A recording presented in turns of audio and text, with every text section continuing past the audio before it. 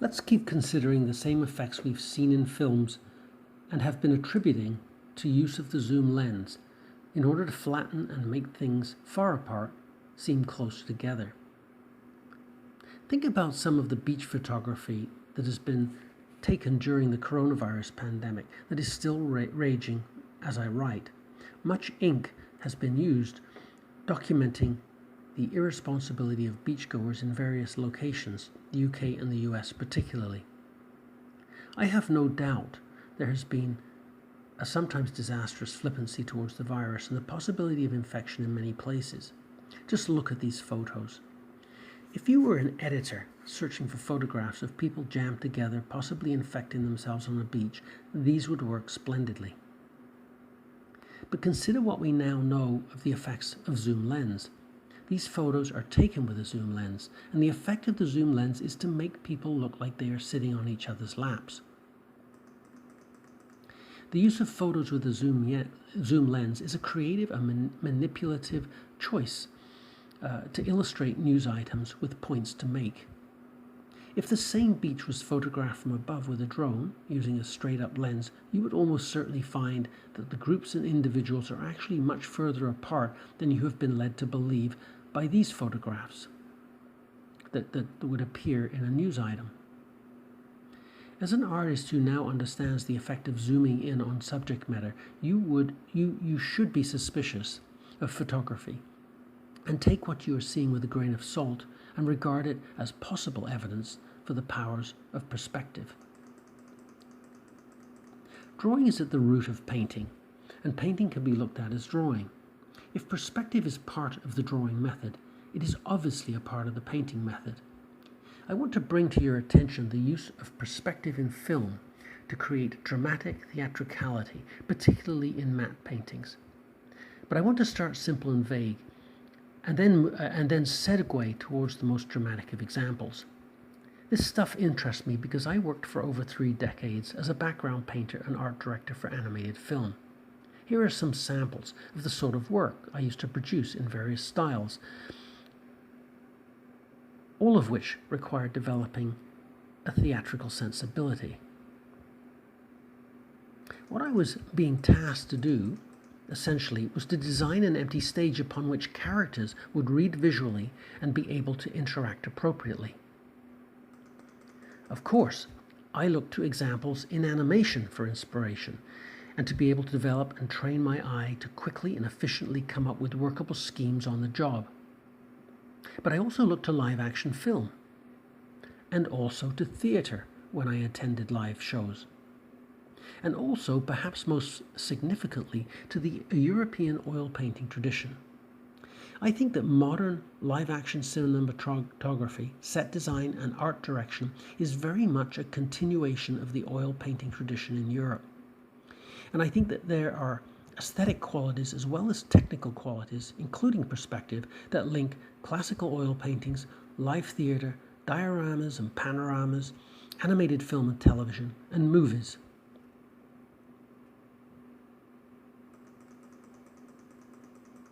A Spanish artist, José Manuel Ballester, goofed around by taking master paintings and eliminating the characters. I look at the empty stages here with the interacting characters removed, and I see classic, almost Disney-style animation backgrounds. I kind of like the empty look of the figure-deprived backgrounds as a result of years of envisioning, designing, and styling paintings very similar to this. Bearing in mind when considering the theatre that many artists from the art historical record who painted on canvas and drew on paper also did theatrical sets for their patrons. These sets, although wildly popular at the time, are essentially ephemeral. They're gone, thrown out. There is little remaining evidence for them apart from written descriptions. They are a forgotten art form. Likewise today, many painters and drawers work not for theatre necessarily, although sometimes theatre, but also for its descendant offspring, the moving picture. And over the course of these pictures, I hope you will see this, that I'm showing you, I hope you will see the similarities. Really, the animation work I did was a way to make a living with visual or fine arts training in a commercial or applied way. And in that applied way, it applied over and over again all these very simple drawing basics, including perspective.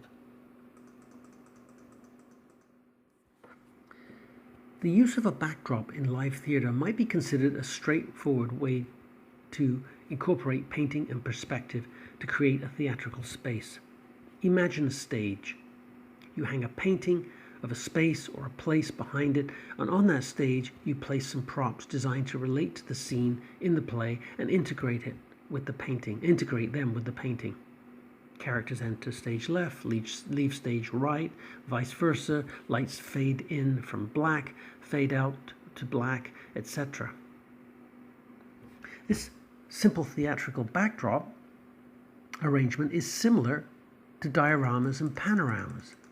We mainly see dioramas in museums now or in miniature formats created by hobbyists, but there was a time prior to the invention of theatres for moving pictures in the 19th century when dioramas would be created and people would actually pay to go into a theatre containing a diorama for 15 minutes or so and witness what might be described as a landscape event. In some dioramas, spectators would sit in the middle of a 360-degree diorama on a pedestal stage with chairs that would slowly turn, revealing the views all the way around. Some of the dioramas were so large, whole warehouse type of buildings were constructed for them, and the huge numbers of spectators from the growing middle-class public.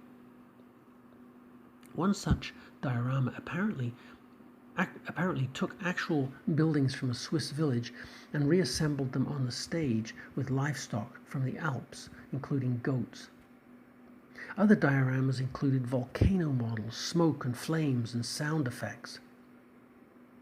This was the age of great landscape painting and the notion of the sublime landscape, a delightfully horrific and threatening landscape, was a popular subject.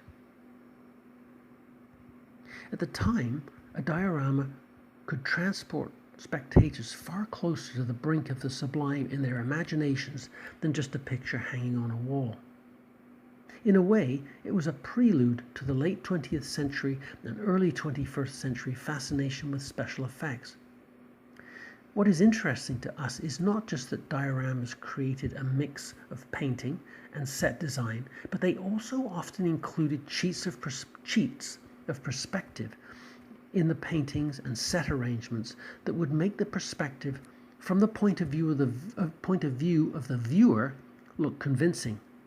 It's hard to find examples of this, but it's not unlike the perspective cheats of the Ames room illusion and the forcing of perspective that we will shortly take a look at.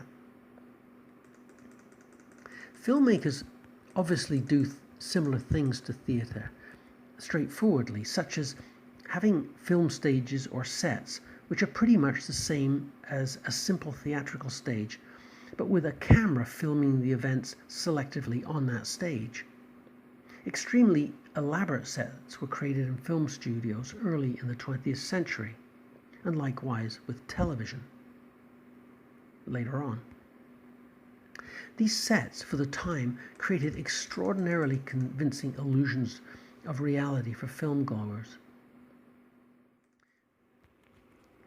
The movie The Truman Show comes to mind, in which a huge set, has been created for a protagonist who is actually deluded from birth to believe the set is his reality, his actual world, when in fact it's a reality TV show that monitors his existence. Have you ever had this paranoid sense of things going on behind the scenes?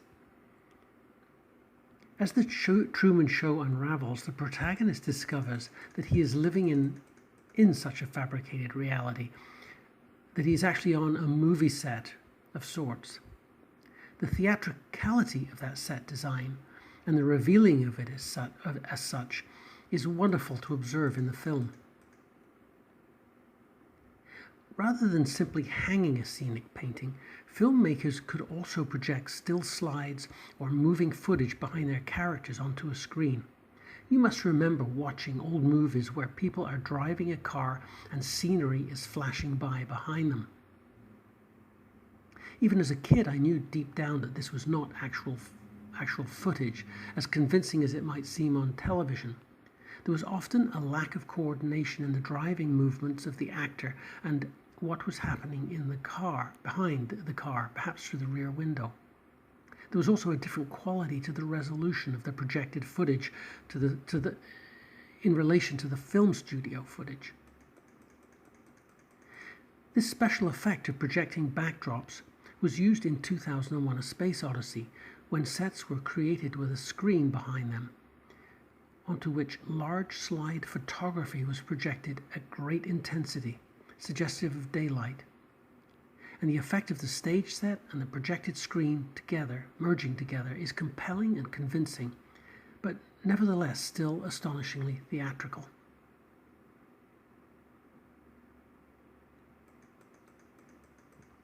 A more cunning form of filmmaking set design technique is matte glass painting, combined with the same sorts of sets that we've been looking at. Like so many filmmaking techniques, glass matte painting was invented very early in the 20th century. Essentially what it involves is creating a very realistic, optically painted background or foreground for a set that's painted onto a sheet of glass, but with holes left in the painting, or, if you will, empty areas of clear glass, so that a camera with a lens providing an extreme depth of field could shoot the painting in focus, and also whatever appears in the distance beyond the glass, also in focus. In the holes in the paintings, a set for actors to interact is arranged at some appropriate distance according to the laws of perspective, and designed to seamlessly integrate with the painting. Sometimes a glass matte painting can be as simple as having a painting covering half the screen, perhaps the top half, with the set off at some distance covering the bottom half, or vice versa. In the course of a film, the effect is transforming for the set, providing enormous depth and distance, as you can see in these examples from classic films.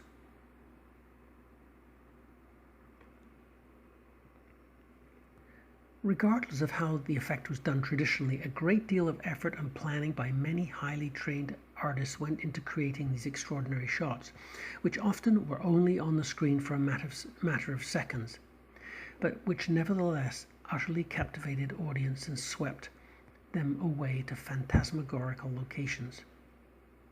Much of this effort by the artists and technicians involved an understanding of manipulating perspective. When I worked in animation, drawing and painting, we would create not only backgrounds but also overlays and underlays, which would essentially be composited optically in the camera room.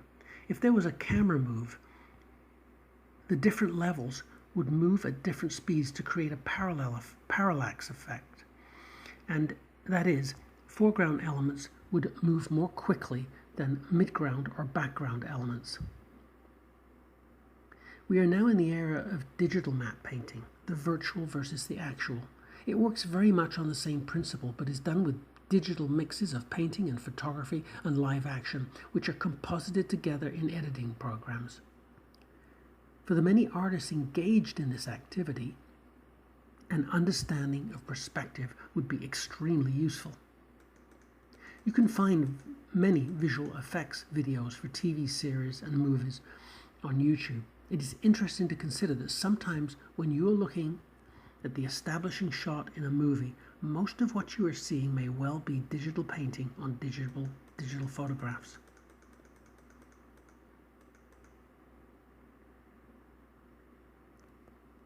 Sometimes, rather than creating a painting on glass, a large model was created, often with moving parts, and assembled in front of a camera with a huge depth of field in a warehouse.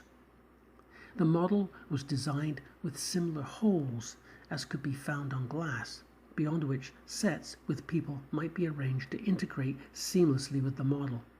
This special effect seems to have been used extensively in 2001 for some of the most dramatic shots. To finish up this notion of creating matte paintings or models for film sets, let's have a look at the photographs of Michael Paul Smith. His utterly convincing and delightful photographs of model cars arranged on small foreground sets with actual full-size backgrounds in behind, actual locations, is exactly the same technique that moving filmmakers have been using for about 100 years. Finally, let's look more closely at forced perspective, which is an illusion based on the perception of linear perspective. Remember that we can force perspective in a drawing by bringing vanishing points closer together. I hope you've been practicing this at home. You can make perspective grids at home with vanishing points closer and further apart to get a feeling of how this works. The forced perspective in these examples are not in drawings but in real world. In the following examples are not in drawings but in real world situations. Think of having a backyard garden with a path receding from the house to the rear of the yard. If you wanted to create the illusion of your yard being bigger than it really is, you might make the width of the garden path get smaller towards the back of your yard. Likewise, any features in the yard, shrubs, rocks, objects of interest, should also be kept smaller toward the back of the yard. You might even go as far as to plant small-leaved shrubs further away in the garden. All of this will make a backyard feel significantly bigger than it really is. I might have mentioned the Odessa Steps as a scene of the massacre in the battleship Potemkin. The actual steps have this similar forced perspective as they rise from the Black Sea up to the town, making them appear longer and higher than they really are. This might be one reason Soviet film director Sergei Eisenstein placed the Tsar's troops at the top of the steps, above the citizens being massacred, to make the troops seem more menacing and larger than life.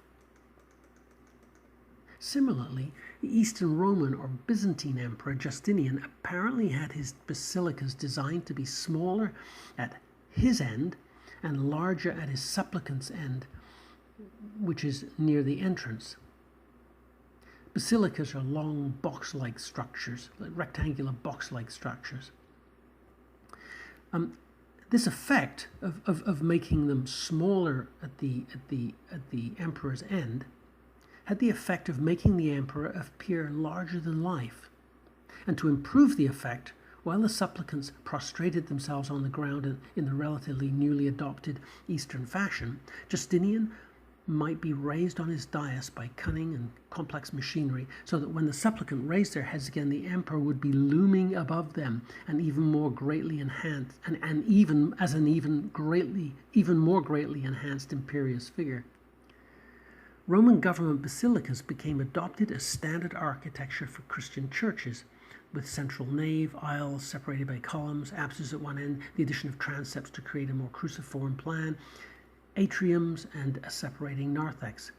Even without the effects of forced perspective, the basilica as a design provided a sense of deep interior space because of its parallel converging lines, and when you actually force that perspective, even slightly, even subtly, the sense of deep space might be overwhelming. Even palace architecture also used this device of forced perspective, as here with the Palazzo Spada, which is alleged to look about 4 times longer than it actually is. Let's finish up our look at perspective applications by looking at some other cheats. One of them is the Ames room illusion, and I alluded to this earlier. For the illusion to be successful, one can only view the room from a single viewing point. Chalk-wielding sidewalk artists often create art that is a perspective cheat when viewed from a single point of view, and this is perhaps similar to the Ames room illusion. So there you have it, a really brief, if long-winded, paradoxically, overview of some of the wonderful applications of perspective directly and indirectly as used in various visual art forms, both fine and applied. Perspective devices and applications are everywhere in the visual arts. Once you understand how to draw in perspective, you can look at paintings and film and consider for yourself how visual artists have used this wonderfully creative device in their work. I hope these few brief examples create a sense of enthusiasm for what might otherwise be a dry and boring subject. Like all of the basic drawing skills and concepts and the ability to draw itself, perspective might be simple to understand at the basic level, but it's hugely scalable to astonishing degrees of subtlety and complexity. Perspective, as with basic drawing skills, is not a matter of learning how to do it and that's that. It's a question of learning fundamental skills and then expanding your application of those skills as far as you want or as far as your inherent ability allows. It is the scalable, expandable quality of these hard-won skills that I've found so transfixing despite limitations in ability throughout my working life.